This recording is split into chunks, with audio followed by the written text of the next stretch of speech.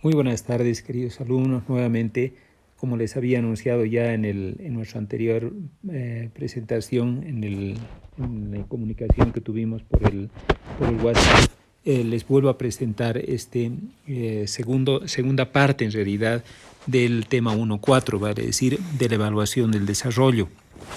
Vamos a hacer un breve repaso en el resumen de lo que vamos a hacer en este corto tiempo que vamos a estar juntos a través de esta presentación.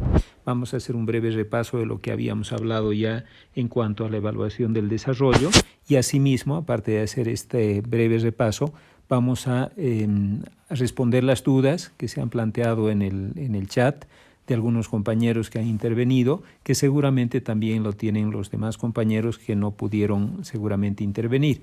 Y luego vamos a hablar de la última parte, que es el otro método de evaluación que se encuentra en el continuo del curso de la vida, que es un método que se utiliza muy comúnmente en los primeros niveles de atención de nuestro país. En esta anterior clase que les había mandado el día de ayer, habíamos visto que el desarrollo está, al igual que el crecimiento, influido por varios factores, algunos factores que se denominan biológicos, que hacen referencia a aspectos que son inherentes al propio niño, ¿no es cierto?, tanto en el periodo intrauterino como también en el proceso del parto y en el posparto.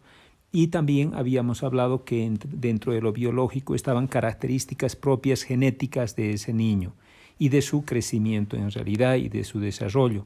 Asimismo, en el desarrollo psicomotor participan los factores denominados psicosociales, factores que tienen que ver con la familia, la comunidad y el lugar donde en realidad vive el niño. Estos dos factores interactúan entre sí para lograr que ese pequeño paciente exprese su potencialidad genéticamente determinada de desarrollo psicomotor. El desarrollo psicomotor necesariamente tiene que ser evaluado en todas sus áreas. Y habíamos comentado que son 4 áreas que se evalúan en el desarrollo psicomotor. Está la motricidad gruesa, la motricidad fina, audición, lenguaje, área personal social. Elementos que toda escala tiene que tener incluida para ser realmente útil dentro de lo que es la evaluación global del desarrollo psicomotor infantil. Habíamos presentado un caso clínico de una niña, recuerdan ustedes, de 2 añitos de edad, de 24 meses de vida, que tenía un problema de desnutrición crónica, vale decir, la niña tenía una talla baja, recordarán ustedes, y también dentro del desarrollo psicomotor estaba alerta. ¿Por qué decimos que esta niña tenía un problema de desnutrición crónica? Porque en esta curva, que es la curva de relaciones de longitud para la edad, o sea, la talla para la edad, ella estaba entre la -2 y -3 desviación estándar, y toda niña o niño que esté por debajo de la -2 desviación estándar se encuentra en un estado de desnutrición crónica, ¿no? Esa es una característica importante a ver. En esta misma niña, recordarán ustedes, veíamos que su relación peso-talla era buena, por lo tanto no había una desnutrición aguda, lo que tiene es una desnutrición crónica. Habíamos dicho que estaba con un desarrollo psicomotor también afectado, en estado de alerta, porque cuando veíamos la motricidad gruesa nos daba un puntaje de 13 puntos. Y claro, para la edad 13 puntos significa alerta. Y en la motricidad fina estaba con 12 puntos. Eso significa también alerta. Eso nos había quedado claro hasta la anterior conferencia o mensaje que les pasé, pero veíamos ahora, al conversar con los compañeros que pudieron intervenir en el chat, que les surgían algunas dudas. Estas son, las he resumido, las principales que han tenido. ¿Qué pasaría, por ejemplo, nos decía un compañero, si la niña tendría un valor de 1 en la primera pregunta? Porque recuerden, con la niña habíamos tenido un valor de 0 en la primera pregunta. No respondió, no logró hacer esa actividad. Yo les decía, cuando es 0 hay que irnos a la pregunta anterior, ¿no es cierto? Con la niña habíamos empezado con la pregunta 16 porque le correspondía a su rango de edad, pero como no respondió nos fuimos a la pregunta anterior, a la pregunta 15, luego la 14, luego la 13. Pero nos pregunta el compañero, ¿qué pasa si la niña tendría un valor de 1? O sea, vale decir, si haría la actividad. La otra pregunta es, ¿qué ocurriría si la niña tendría 1 en la primera pregunta, pero luego nos da 0? O sea, no parecería lógico, pero sí puede ocurrir. Puede ser que nos dé 0 también. Y la tercera pregunta es qué pasaría si sigue 1, 1, 1, 1 y van avanzando y sigo encontrando puros unos. Eso vamos a tratar de responder ahora. Fíjense, esta era nuestra anterior paciente, nuestra niña, ¿no es cierto?, que recuerdan ustedes estaba en el rango de 18 a 24, habíamos empezado con el ítem 16 y luego fuimos bajando hasta encontrar a la pequeña. Este es otro caso clínico que nos va a permitir, este es un segundo caso, no es el anterior de la niña, este es un segundo caso clínico. Es también una niña, fíjense ustedes, pero esta pequeña tiene en realidad una edad diferente, tiene 10 meses de edad. La otra niña tenía 24 meses de edad, esta tiene 10 meses de edad, está con un peso y talla acordes a la edad y nos piden evaluar su desarrollo. Ella tiene un buen peso y buena talla.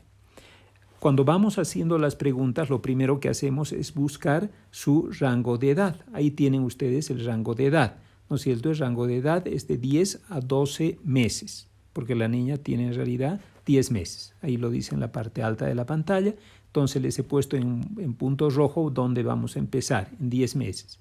El ítem por el cual empezamos a preguntar es el ítem 10. Es el primero de arriba de esa línea, ¿no es cierto?, de esa barra horizontal. Y le preguntamos a la mamá si gatea bien y la mamá nos dice que sí. La primera pregunta que hacía el compañero, en este caso nos ha respondido que sí. Vamos ahora no a la de arriba, o sea, no preguntamos la 9. Cuando es la respuesta en ese valor, vale decir, en el 10 nos ha dicho sí, le hemos puesto 1, nos vamos ahora para abajo. Si nos hubiera dicho no, o sea, vale decir, no gatea, hubiéramos tenido que preguntar la 9, porque la respuesta fue 0, fue no gatea. Pero como nos ha dicho que sí gatea, seguimos para abajo. Y la pregunta 11, fíjense ustedes, nos dice, ¿se agarra y sostiene de pie? Y la mamá en esta ocasión nos ha dicho que sí se agarra y sí se sostiene de pie. La niña tiene 10 mesecitos, pero ella ya puede agarrarse de los barrotes y quedarse paradita. Le preguntamos la pregunta 12 y dice, ¿se para sola? O sea, ¿ella lo hace solo o con ayuda? La mamá nos dice que lo hace solita y por lo tanto le volvemos a poner un puntaje de 1. Ya vamos 3 unos, fíjense ustedes. Seguimos preguntando a la pregunta que va más abajo, vale decir, a la pregunta 13. De la 12 nos pasamos a la 13 y le preguntamos si da pasitos solo, si esta niña de 10 mesecitos ya puede dar unos cuantos pasitos. Y la mamá nos comenta que sí da pasitos sola. Y le preguntamos si es capaz de caminar sola bien, no solo pasitos, sino dar más pasos, caminar solita bien. Y la mamá nos dice que sí lo hace. Hasta ahora estamos contentos porque realmente ha cumplido hitos más allá de su franja etaria, ¿no es cierto? Y vamos a la 14 y le preguntamos si camina, bien sola, nos dijo sí, si corre. Le preguntamos si puede correr y la mamá nos dice que no es capaz de correr. Y fíjense, ahí se detiene la evaluación. Usted mira, doctor, hemos buscado muchos más unos, hemos buscado hasta encontrar un 0. Sí, hemos buscado hasta encontrar un 0. Y el punto donde le vamos a calificar a la niña es el último 1 encontrado. O sea, vale decir, el puntaje de esta niña será 14 puntos. O sea, vale decir, es lo que más puede hacer la pequeña, son 14 puntos. Ahora vamos a recordar esa cifra, tiene 14 en la motricidad gruesa y vamos a ir a ver cómo está su motricidad fina.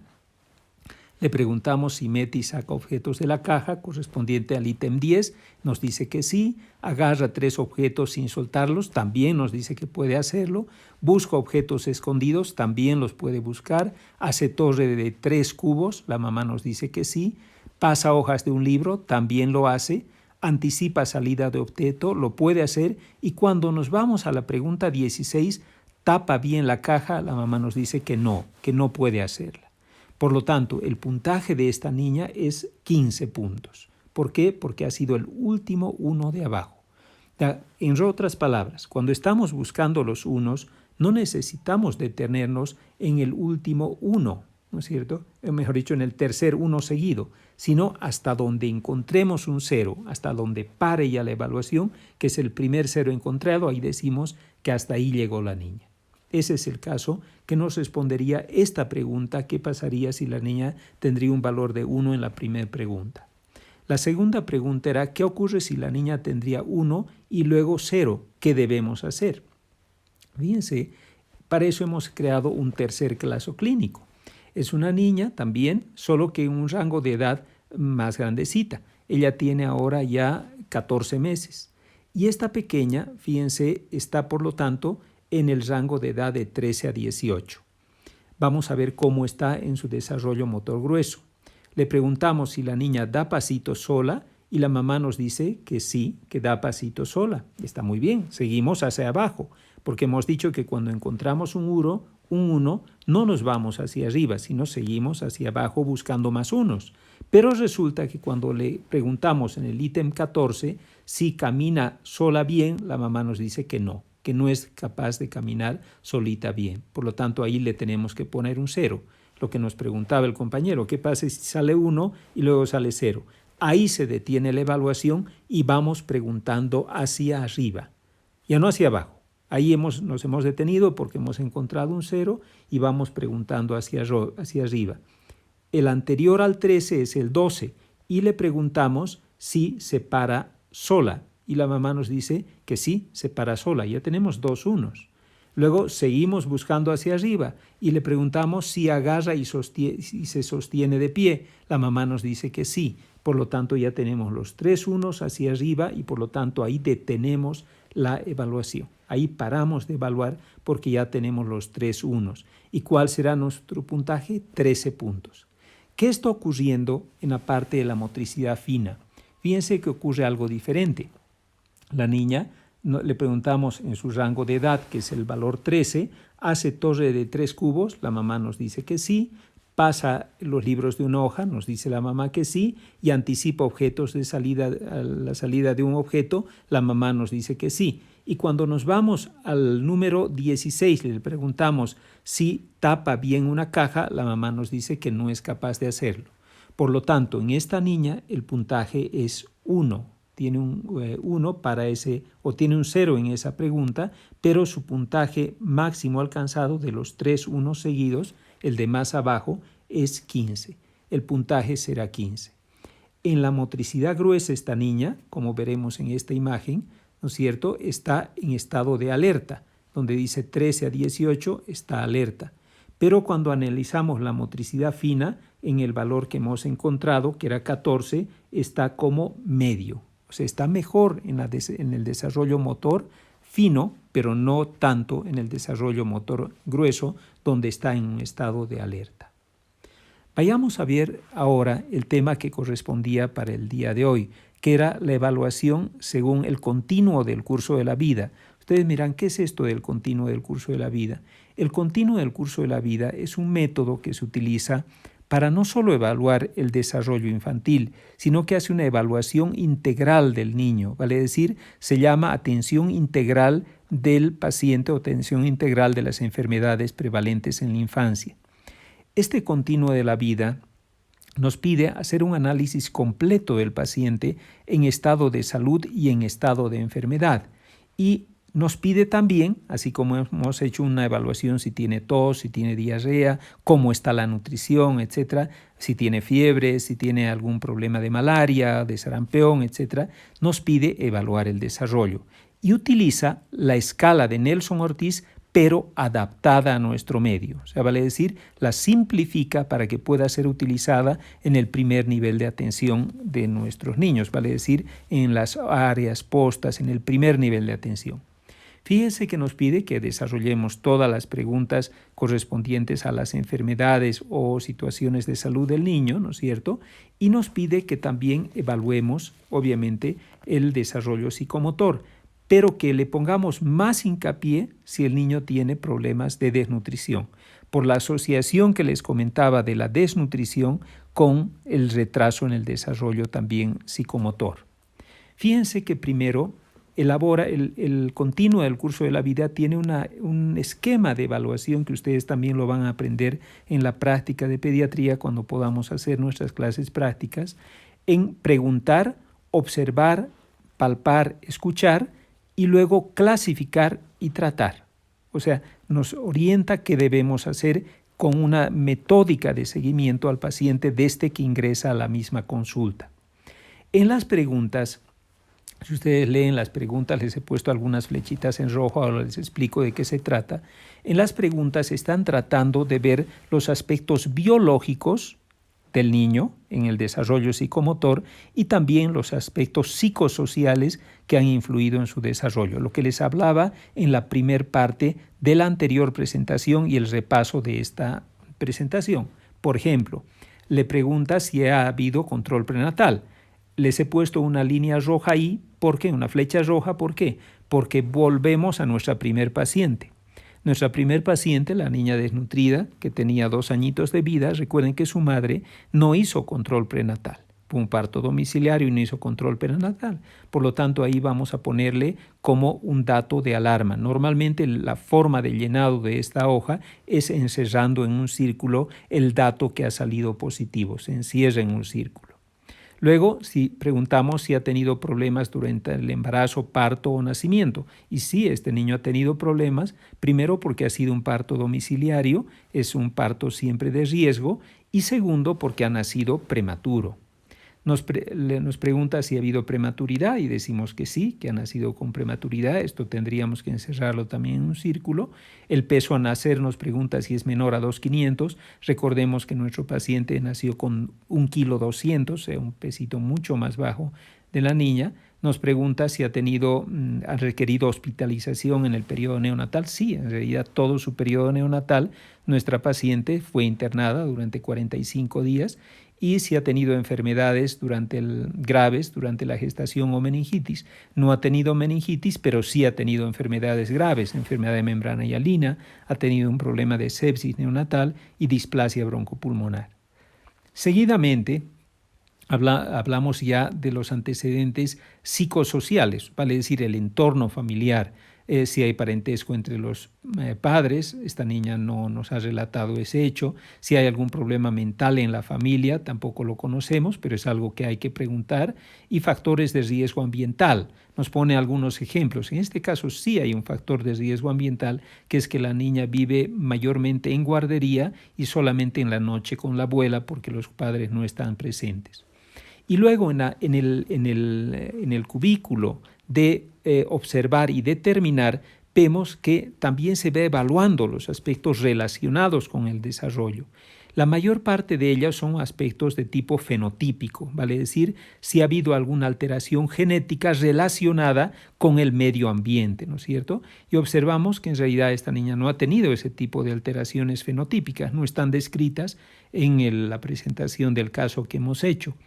Y lo que sí nos ha llamado mucho la atención es su perímetro cefálico, puesto que se encuentra por debajo de la -2 desviación estándar.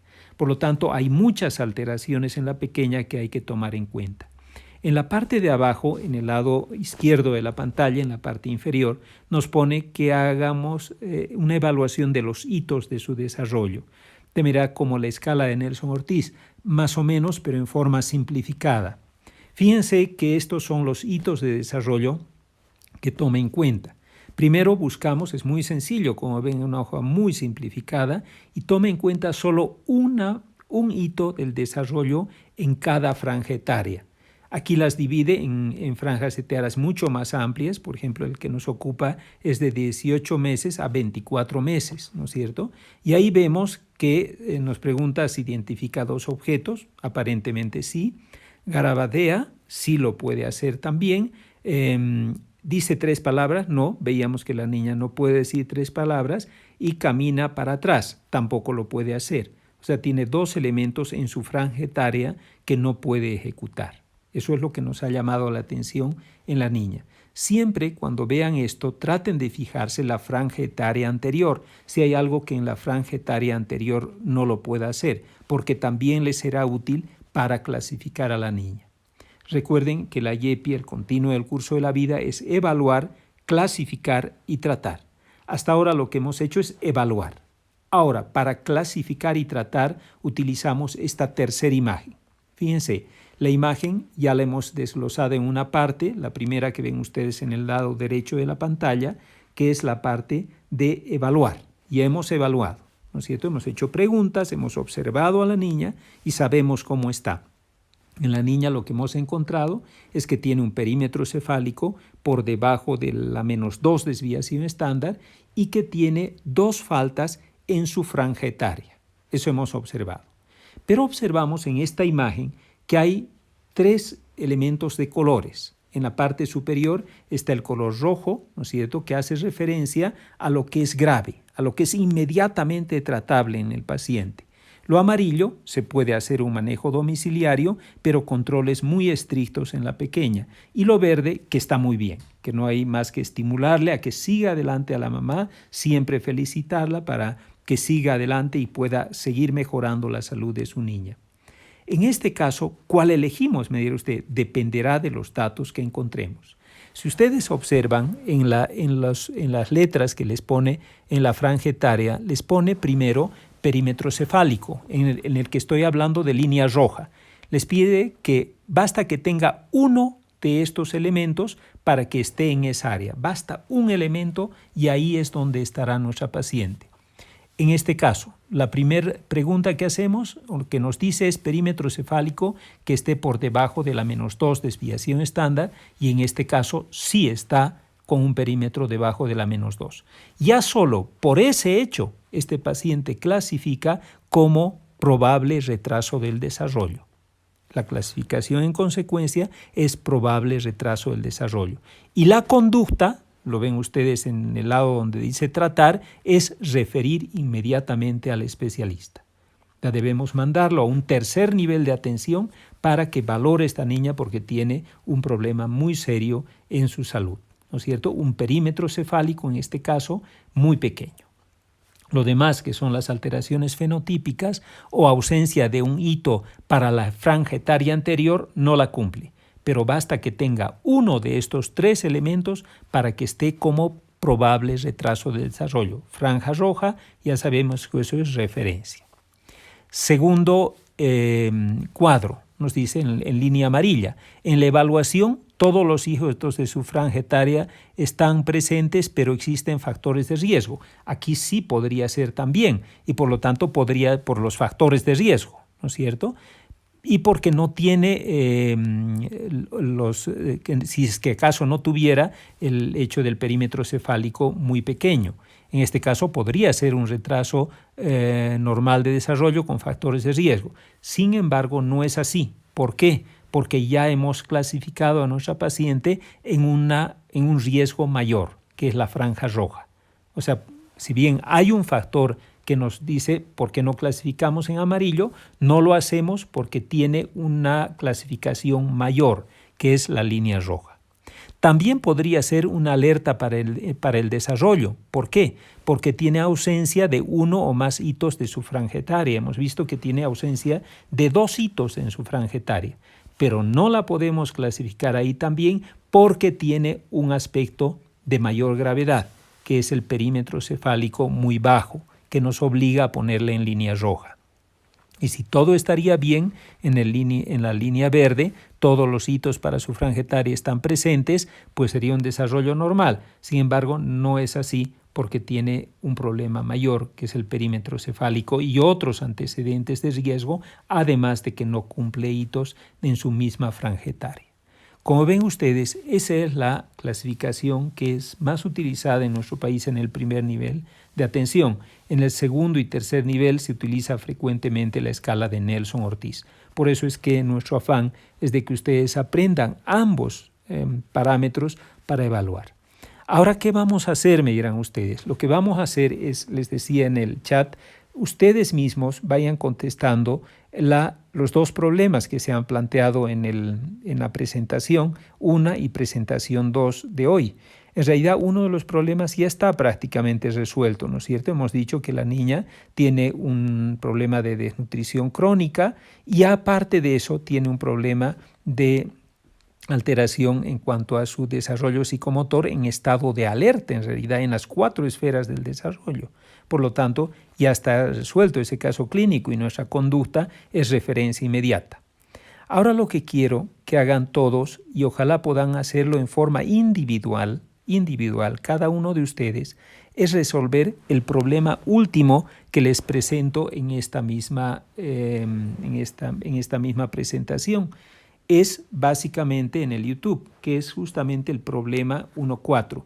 Es un problema complejo, es un niño de 5 meses de vida que presenta una serie de características tanto físicas, de antecedentes, como también antecedentes medioambientales o psicosociales que obligan a clasificarle en alguna de las formas que hemos descrito. Para esta clasificación yo les sugiero utilizar el segundo método, vale decir, el método de evaluación del desarrollo del continuo del curso de la vida, para este ejemplo. Yo les voy a mandar otro en el eCampus, otro problema, para que lo hagan en trabajo grupal. Estén atentos, esta misma noche, calculo que un poquito tarde, eso de las 10, 10 y media, 11, les voy a mandar un problema para resolver en grupos.